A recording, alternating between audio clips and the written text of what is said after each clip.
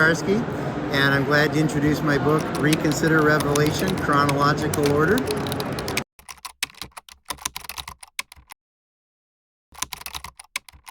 So this book is inspired by the Lord to write this book to help simplify and better explain the book of Revelation, so that people who think of the book of Revelation as an intimidating book can pick this book up, and once they are done reading it, they now will have a much better understanding.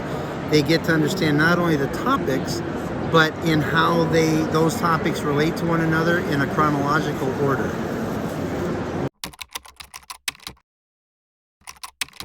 So some of the main themes that a lot of people have heard about are like the rapture, mark of the beast, second coming, battle of Armageddon, things like that.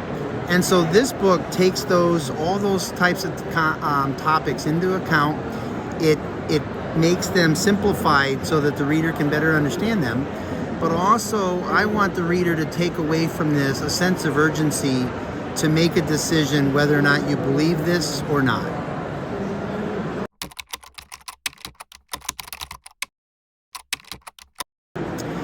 I was brought up in the faith, and ever since 7th grade, when I was taught the book of Revelation in Sunday school, I have had a deep interest in this. I have read many books on the topic and have done a lot of studying.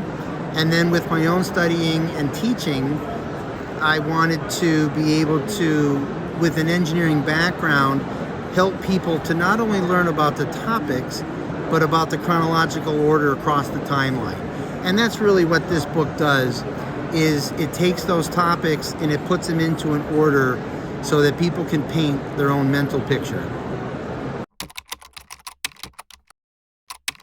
I would tell aspiring authors, go for it. Chase your dreams. Even if you don't feel like you're either qualified or you know the topic, challenge yourself, study, do it. There's a lot of books on Revelation, and that was one of my concerns, is what book is this going to make as a difference? But every book has a different perspective, and I would again just challenge aspiring authors, just chase your dream and go for it. What's next for you, and are you working on any new projects? I do, and thanks for asking. My next book, although it could be still a year out or so, is called Held by the Right Hand of God. And what I want to do in that book is this book was a book on Revelation in just one book of the Bible. Held by the Right Hand of God, as my next book, I want to take a look at the whole Bible as a love story for each person on earth.